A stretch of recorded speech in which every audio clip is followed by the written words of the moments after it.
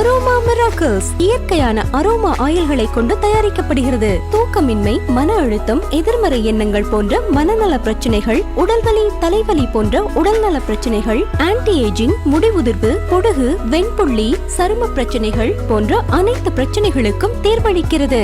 Aroma miracles.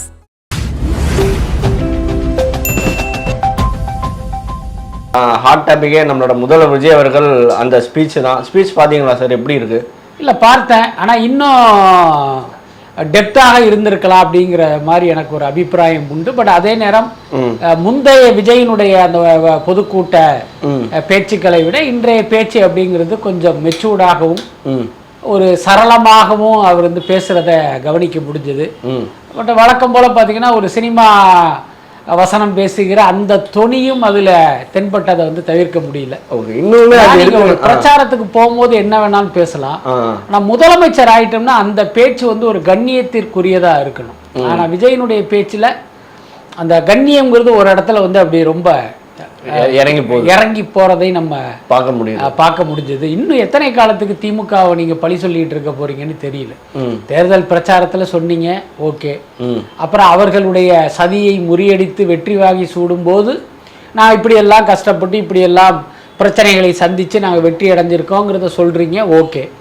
ஆனா நீங்க 5 வருஷமும் இதே தான் சொல்லிட்டு இருக்க போறீங்களான்னு ஒரு கேள்வி இருக்கு. அதுக்கு அடுத்து நீங்கள் ஒரு முதலமைச்சராக ஒரு ஊருக்கு போகும்போது உங்களுடைய திட்டங்கள் என்ன, நீங்க என்ன பண்ண போறீங்கிறது தான் பிரதானமா இருக்கணும். அது வந்து இல்ல. ஓகே சார், இப்போ ஹோலாவே பார்த்தோம்னா இந்த திமுக எதிர்ப்புன்றது ரொம்ப வேணாம்னு சொன்னீங்க. பட் ஆனால் ஆப்போசிட் பார்ட்டி அவங்க தான் ஆப்போசிட் கட்சியை எதிர்த்துதானே நம்ம பேச முடியும், எதிர்கட்சி எதிர்த்து தானே பேச முடியும். அதாவது திமுக எதிர்ப்பு வேணான்னு நம்ம சொல்லல. நீங்க திமுக எதிர்ப்பை மட்டுமே 5 வருஷத்துக்கு வந்து கையில வச்சிருக்க முடியாது. எல்லாத்துக்கும் மேல நீங்க ஒரு கட்சி எதிர்ப்பு அப்படிங்கிறது ஒரு தேர்தல் நேரத்துக்கு தான் அது தேவையா இருக்கும்.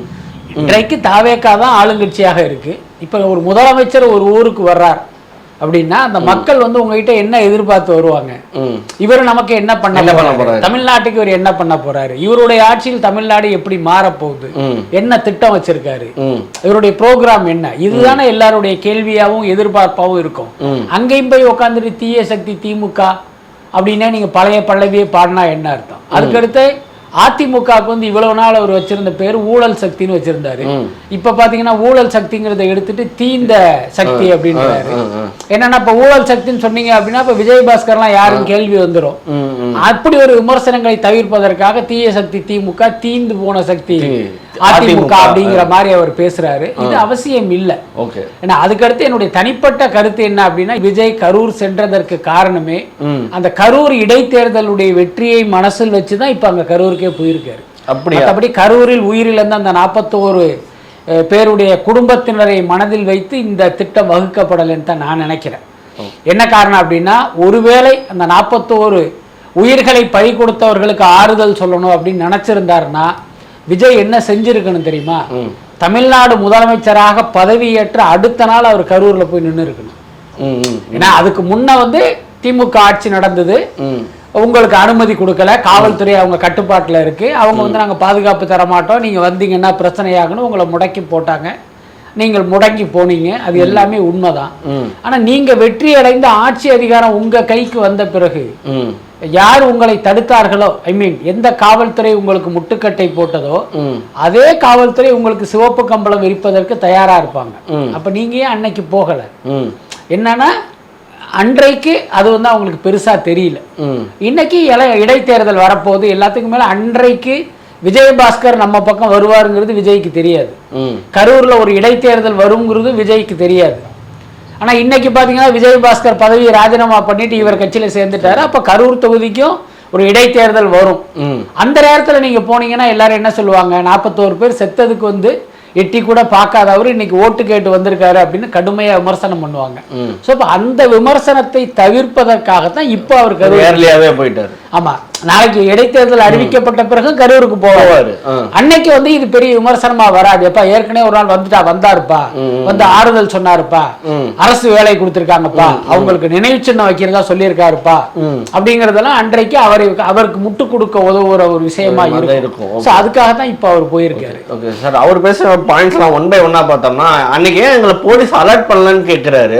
இந்த கேள்வி அவர் அன்னைக்கு கேட்கல, அன்னைக்கு வீட்டில் தான் இருந்தாரு. பட் ஆனால் அன்னைக்கு கேட்கல, இன்னைக்கு கேட்குறாரு. ஏன் எங்களை அலர்ட் பண்ணல அப்படின்றாரு. இன்னொரு ஊரில் அலர்ட் பண்ணீங்க, நான் பின்னாடி திரும்பி போயிட்டேன், ஏன் எங்களை அலர்ட் பண்ணலன்னு கேட்குறாரு. அதுக்கான உத்தரவு உங்களுக்கு கொடுத்தது யாரு அப்படின்னு கேட்குறாரு. இல்லை, நம் கேள்வி என்ன அப்படின்னா, காவல்துறை அலர்ட் பண்ணாதான் உங்களுக்கு தெரியுமா இவ்வளவு பெரிய கூட்டம் இருக்கு, கட்டுக்கடங்காத கூட்டம் திரண்டு இருக்கிறது வந்து காவல்துறை சொன்னால்தான் உங்களுக்கு தெரியுமா என்ன? அவங்க இருந்தா உங்க நிர்வாகிகள் யாரும் சொல்லலையா? அல்லது நீங்க அந்த திறந்த வேன்ல வரும்போது கண்ணு கட்டி தூரம் வரைக்கும் மக்கள் இருக்காங்கிறத பார்த்து உங்களுக்கு தெரியலையா என்ன?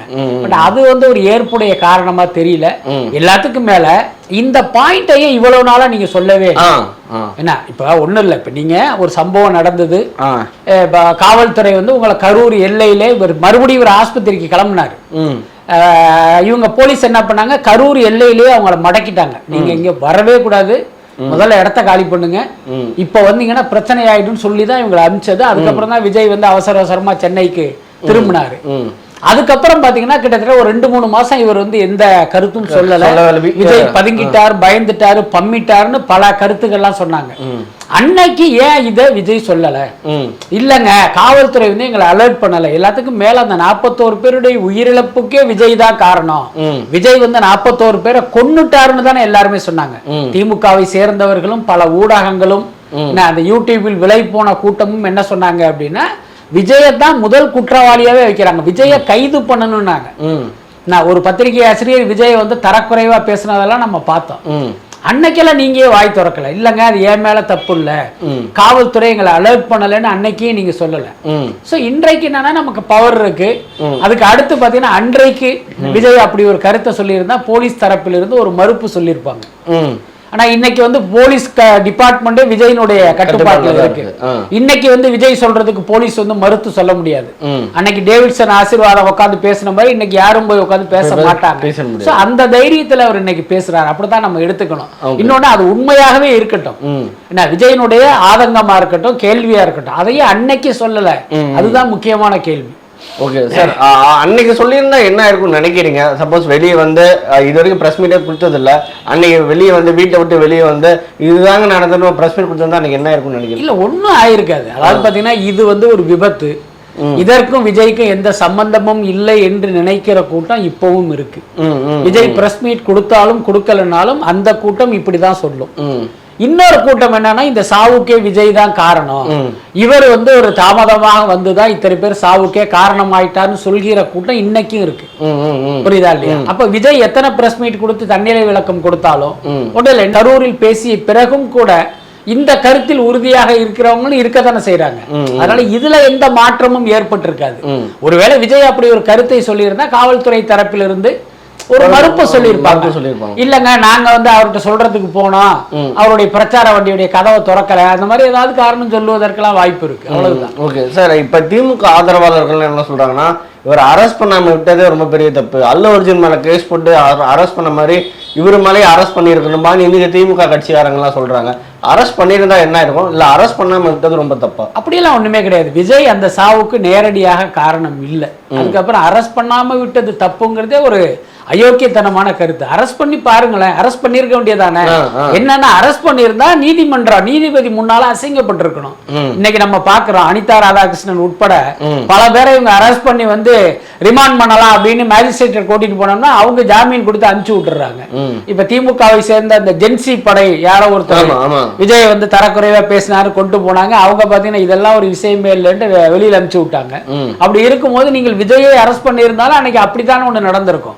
எல்லாத்துக்கும் மேல ஒரு கைதுங்கிறதுக்கு என்ன காரணங்க? ஒரு கைது செய்யப்படுவதற்கு ஒரு நியாயமான ஒரு வலுவான காரணம் இருக்கணும்ல. எல்லாத்துக்கும் மேல இப்ப திமுக அரசு நினைத்திருந்தால் விஜயை கைது செய்வதற்கு ஒரு 5 நிமிஷம் கூட ஆயிருக்காது. ஆனா ஏன் அவங்க பண்ணல? விஜயை கைது பண்ணியிருந்தா விஜய் பாத்தீங்கன்னா இன்னைக்கு 108 தொகுதியில தானே ஜெயிச்சாரு. கைது பண்ணியிருந்தா 218 தொகுதியில ஜெயிச்சிருப்பாரு அவரு. சோ விஜய்க்கு அப்படி ஒரு மைலேஜ் கிடைச்சிடக்கூடாது, மக்கள் மத்தியில ஒரு அனுதாபம் வந்துடக்கூடாதுங்கிறதுனாலதான் திமுக வந்து விஜய் வந்து டச் பண்ணல. அப்படி இல்லைன்னா அவங்களுக்கு கைது பண்ண தெரியாதா? இது வரைக்கும் அவர்களுடைய ஆட்சியில எத்தனையோ கைதுகள் நடந்திருக்கு. எல்லாமே சட்டத்துக்கு உட்பட்டு நேர்மையான முறையில தான் எல்லாரையும் கைது பண்ணிட்டு இருக்காங்களா என்ன? ஒருத்தனை பிடிக்கலன்னா எந்த காரணம் சொல்லி வேணாலும் கைது பண்ணலாம். அந்த மாதிரி விஜயையும் அவர்களால் கைது செய்திருக்க முடியும். ஆனா பிள்ளையார் பிடிக்க குரங்கான மாதிரி விஜயை கைது செய்ய போனோம்னா என்ன ஆகுங்கிறது அவங்களுக்கு தெரியும், அதனால அவங்க அமைதியா இருந்தாங்க. அதுதானே உண்மை. சார் இப்போ இந்த விஷயத்தை பத்தி அவர் கரூர்ல பேசணுமன்றதே பெரிய கேள்விக்குறியா இருக்கு. ஏன்னா கனிமொழி சொல்லியிருக்காங்க, கோர்ட்ல கேஸ் போயிட்டு இருக்கு, விசாரிச்சுட்டு இருக்காங்க. இந்த நேரத்துல இப்படி ஒரு விளக்கம் போய் கொடுக்க வேணாம்ன்ற சொல்லியிருக்காங்க. இந்த நேரத்துல இது அவசியமா? இல்ல, அவசியமா என்னவாங்கிறது அது விஜய் தான் முடிவு பண்ணணும். அதே நேரம் அது சட்டப்படி சரியா, அவர் பேசியது சட்டத்துக்கு உட்பட்டதா அப்படின்னா இல்லைன்னு தான் நான் நினைக்கிறேன். என்ன காரணம்னா, அப்படியா? ஆமா, இது தொடர்பாக வழக்கு வந்து நீதிமன்றத்தில் இருக்கு. அப்படி இருக்கும்போது நீங்க வந்து அதுக்கு ஒரு தீர்ப்பு எழுதுறது இருக்குல்ல, இது விபத்தா சதியா, அப்படியே சதி அப்படின்னா யாருடைய சதி அப்படிங்கிறது யாருக்குமே தெரியாது. அது வந்து இப்ப நீதிமன்ற விசாரணையில இருக்கு. ஆனா நீங்க என்னன்னா, இல்ல இது வந்து ஒரு சதி, அதுக்கு இந்த எக்ஸ் தான் காரணம் அப்படின்னு நீங்க வந்து ஒரு தீர்ப்பை எழுதுறீங்க. அது பாத்தீங்கன்னா அந்த நீதிமன்ற அந்த விசாரணையே ஒரு பாதிக்கிற விஷயமா தானே இருக்கு. அதனால எனக்கு தெரிந்து அது வந்து ஒரு சரியான விஷயம் இல்லைன்னு தான் நான் நினைக்கிறேன். எல்லாத்துக்கும் மேல இவ்வளவு நாள் நீங்க அமைதியா இருந்தீங்க.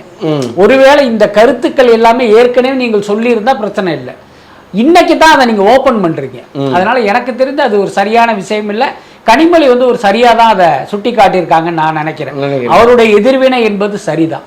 சார், இந்த விஷயத்த தமிழக முதல்வர் விஜய் அவர்கள் ஒரு அடுத்து வரக்கூடிய 5 வருஷத்துக்குமே ஒரு அரசியல் ஆதாயமா எடுத்துட்டு போவாருன்னு நீங்க உங்களுக்கு தோணுதா? நிச்சயமாக. ஏன்னா இப்ப திமுகவை எதிர்க்கணும். நீங்க திமுக எதிர்ப்பு வந்து எப்படி பண்ண முடியும் அப்படின்னா, திமுக ஆட்சியில் இருக்கும்போது அவர்கள் செய்த ஊழல்களை, என்ன அந்த முறைகேடுகளை வந்து நீங்க மக்கள் கிட்ட எடுத்துட்டு போய் அரசியல் பண்ணலாம். அப்படி பண்ணி தான் இன்னைக்கு நீங்களே ஆட்சிக்கு வந்துருவீங்க. இப்ப 2031 தேர்தல்ல நீங்க என்ன சொல்லி திமுகவை எதிர்ப்பீங்க? திமுக ஊழல் பண்றாங்க, திமுக அராஜகம் பண்றாங்க, பார்ட்டி ஃபண்ட் வாங்குறாங்க, நீங்க சொல்ல முடியுமா?